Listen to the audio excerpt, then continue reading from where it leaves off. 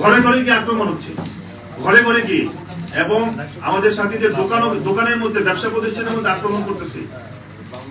এটা বলা চলে যে এরকম একটা অবস্থা। মসজিদের মধ্যে সাথীদেরকে বের করে দিচ্ছে, মসজিদের মধ্যে মারতেছে, দেশীয় অস্ত্র শস্ত্র সহ, এবং আশেপাশের মসজিদ গুলোতে তারা একদম অস্ত্র শস্ত্র সহ তারা বসে আছে।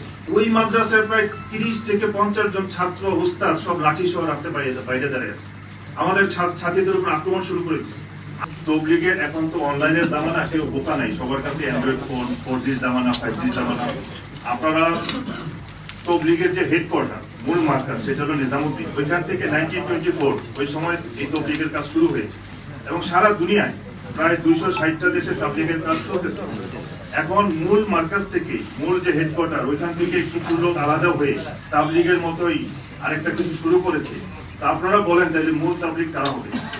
অনেকে আছে মাদ্রাসা, একটা বড় মাদ্রাসা, এখানে 30 জন উস্তাদ আছে, তো এটা হলো মূল মাদ্রাসা, কিন্তু এখান থেকে আলাদা হয়ে 2-1 উস্তাদ আলাদা হয়ে আরেকটা মাদ্রাসা তৈরি করলো। এখন আপনারাই বলেন মূল মাদ্রাসা কোনটা?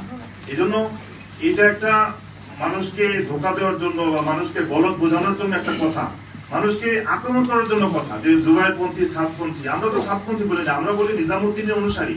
বিশ্বের সারা দুনিয়াতে যত মার্কাজ আছে, সমস্ত মার্কাজ নিজামুদ্দিন হলো হেডকোয়ার্টার, যেটা দিল্লিতে অবস্থিত।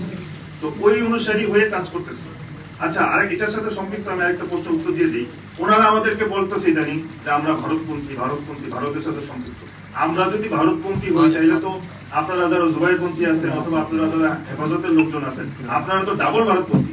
কেননা আমাদের দাওয়াত ও তাবলীগের মূল মার্কাজ হলো নিজামুদ্দিন, আপনাদের এলিমের মার্কাজ হলো দেওবন্দ। তা আপনারা তো দেওবন্দের দিকে রুজু হচ্ছেন। এরপর আমরা বলতে ওনাদের যে জোর হয়ে গেল গত মাসে 29 তারিখে টঙ্গীর মাঠে ওনারা জোর করেছে, ওল্ড ওয়ার্কার্স জোর, যারা তবলীগে আগে 4 মাস সময় লাগিয়েছে তাদের জোর। তো ওইখানে যারা আসছেন, ওনাদের শীর্ষ মুরব্বী যিনারা বয়ান করেছেন, তো ওনারা যারা স্পিচ দিয়েছেন, ওনারা সবাই দিল্লি থেকে এসেছেন, মৌলভী ইব্রাহিম দেওয়া সাহেব, মাওলানা আহমেদ দার সাহেব। তো এই জন্য এটা মানুষকে একটা বোঝানোর জন্য একটা ভুল ব্যাখ্যা করা, কিছু না। আর আপনার দ্বিতীয় প্রশ্ন যেটা, যে সন্ত্রাসী ট্যাগ দিচ্ছে, আপনারা সাংবাদিক ভাইরা আছেন, সাংবাদিক ভাইদের কল্যাণে, এবং এখন সবার হাতে হাতে অ্যান্ড্রয়েড ফোন। আপনারা দেখেন আমরা রাস্তায় নামছি কিনা। আমাদের তবলীগের ইতিহাসে আমরা কখনো রাস্তা ব্লক করি নাই, আমরা লাঠি দিয়ে রাস্তা ব্লক করি নাই, গাড়ি ভাঙি নাই, তবলীগের ইতিহাস সেটা নাই। কিন্তু এই বিক্ষোভ সমাবেশ করতেছে, সম্মেলন করতেছে, কথায় কথায় রাস্তায় ছাত্রদেরকে নামিয়ে দিচ্ছে, রাস্তায় গাড়ি ভাঙচুর করতেছে। তো এইগুলা তবলীগের সাথে, আমরা তবলীগের সাথে যে সিফতের সাথে এটা কখনোই যায় না। তো যাদের সাথে যায় এটা আপনারা বুঝে নেন, তারা এটা করছে। আমাদের সরকারের সাথে মিটিং ছিল 18 তারিখ, সেটা হলো বুধবার 11টায় মিটিং হওয়ার কথা উপদেষ্টা মন্ডলীর সাথে। আর আমরা এই পর্যন্ত 36টা চিঠি দিয়েছি প্রশাসনকে, যা আমরা 20 তারিখে জোর করবো, এবং সারা বাংলাদেশের সমস্ত সাথীদেরকে আমাদের জানিয়ে দেওয়া হয়েছে। আপনারা জানেন এটা সারা বাংলাদেশে যে ম্যাচুয়ার্ড লোক এবং তাবলীগের সাথী আকসার বেশিরভাগ আমাদের সাথে। তো সাথীদেরকে যখন জানাই দেওয়া হয়েছে সাথীরা চলে আসবে, কারণ ইজতেমার মাঠ এই প্রায় 2 লক্ষ থেকে 3 লক্ষ লোকের নামাজের ব্যবস্থা করা, এরপরে প্যান্ডেল তৈরি করা। আপনারা জানেন বিদেশি মেহমান, আমাদের এখনো প্রায় 1500-র মতো বিদেশি মেহমান আছে আমাদের এই দেশে, এই জোর করার জন্য এসেছে বা আরো আসবে।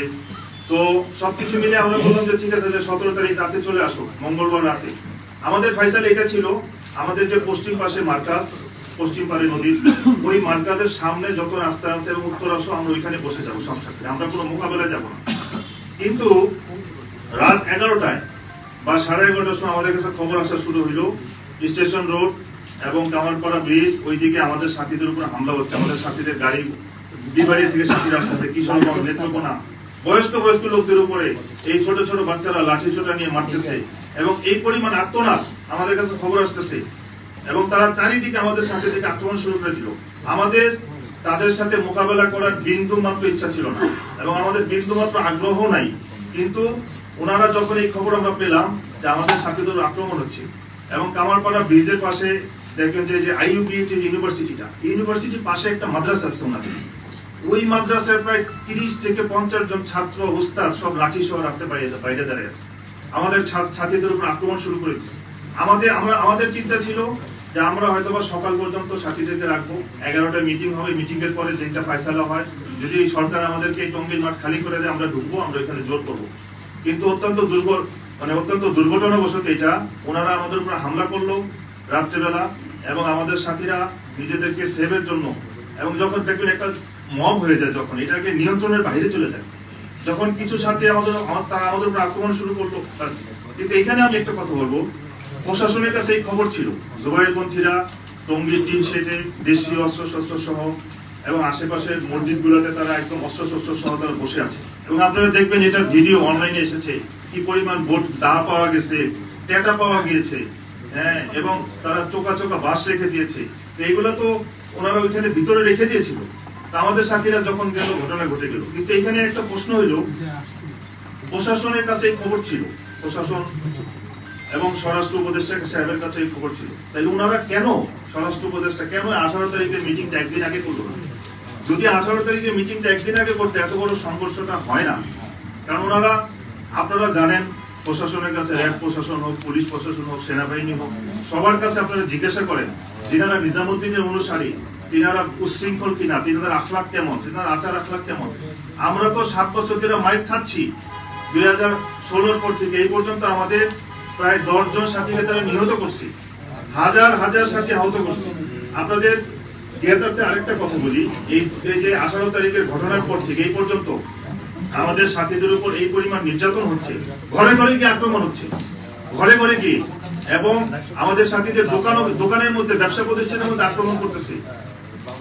এরা বলা চলে যে এরকম একটা অবস্থা, মসজিদের মধ্যে সাথীদেরকে বের করে দিচ্ছে, মসজিদের মধ্যে মারতেছে। এগুলো দেশের মধ্যে একটা অস্থিতিশীল পরিবেশ সৃষ্টি করতে চাচ্ছে। এই জন্য আমি এটা বলবো যে আমাদের যিনি মহতারাম স্বরাষ্ট্র উপদেষ্টা সাহেব আছে, উনি যেদিন সংবাদ সম্মেলন করলেন, মৌলানা মামুনুল হক সাহেব পাশে, জুনায়েদ আল হাবিব সাহেব পাশে, মৌলানা রবিউল হক সাহেব উনি সুরা ওই পন্থের, উনি বাম পাশে বসে এক কোনায়, কিন্তু কথা বলতেছে মামুনুল হক সাহেব। মামুনুল হক সাহেব তো তবলিগের কেউ না, আমরা তো দেখিনি কখন মামুনুল হক সাহেব তো তবলিগ। এবং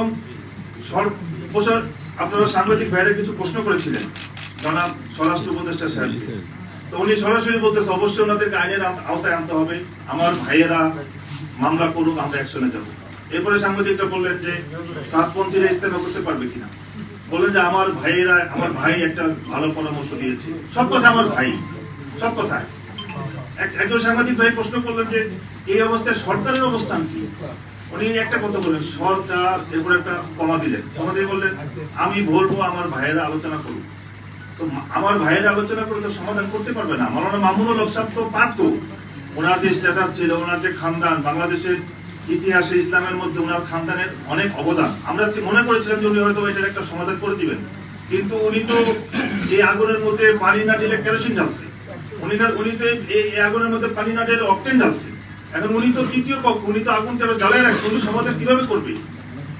জনাব উনি যে মহতারাম স্বরাষ্ট্র উপদেষ্টা সাহেব, উনি ভাবছিলেন এটা মনে হয় খুব সামান্য একটা বিষয়। এটা দুইটা কারণ হইতে পারে। এটা হইতে পারে যে উনি এই ব্যাপারে উদাসীন, যে না এটা একটা সামান্য বিষয়, এটা সমাধান হয়ে যাবে। অথবা উনি ভাবছিলেন যে উনি ব্যস্ত অন্য কোনো কাজে, এই কাজে সময় দিতে পারেন। কিন্তু এত বড় সংঘর্ষ, এত বড় মজমা আসতেছে, প্রায় 3 লক্ষ মজমা, এটা জনাব স্বরাষ্ট্র উপদেষ্টা সাহেব আগে থেকেই জানতেন। কিন্তু আমাদের কাছে কষ্ট লাগছে, এটা 13ই ডিসেম্বর আমাদের সাথীদের উপরে হামলা হইল, গাড়ি ভাঙচুর হইল। আমাদের জনাব রেজা আরিফ ভাই, আমাদের মহিবুল্লাহ ভাই, আতর রহমান ভাই, বশির সিকদার সাহেব ওই গাড়িতে ছিল। এবং আপনারা দেখছেন ওই ভিডিও, সন্ত্রাসী স্টাইলে গাড়ি জ্বালাই দিতে যাবে, কিন্তু আমাদের টঙ্গী ডিসি সাহেব এসে এই গাড়িকে বাঁচালো, গাড়ি ছেড়ে দিল। আমাদের বশির সিকদার সাহেব মারাত্মকভাবে আহত হলো। আমরা মামলা করলাম 15 জনের নামে, এই পর্যন্ত একজনও অ্যারেস্ট হয় নাই। আমরা মামলার এই ব্যাপারে কোনো অ্যাকশনও দেখি নাই। কিন্তু যখন এই 18 তারিখ ঘটনা ঘটলো, তো আমরা মামলা করতে গেলাম, আমাদের এক সাথী মারা গেছে বেলাল ভাই, আমরা মামলা করতে গেলাম, আমাদের মামলা নিল না। আমাদের মামলা না নিয়ে বরঞ্চ স্বরাষ্ট্র উপদেষ্টা সাহেব পাশে মামুন সাহেবকে বসে বলতেছে আপনারা মামলা করে আমরা অ্যাকশনে যাব। ওই দিন রাতেই মামলা হলো, আমাদের শীর্ষস্থানীয় মুরব্বীদের নামে মামলা করা হইলো, এবং মুফতি মুয়াজ বিন নূর অ্যাকশনও হয়ে অ্যারেস্ট হয়ে গেল, এবং ওনাকে রিমান্ডও দেওয়া হইলো। আমরা তবলিগের ইতিহাসে, বাংলাদেশের কথা বলছি, বাংলাদেশের তবলিগের ইতিহাসে দেখি নাই তবলিগ করার কারণে কোনো আলেম অ্যারেস্ট হয়েছে এবং রিমান্ড হয়েছে।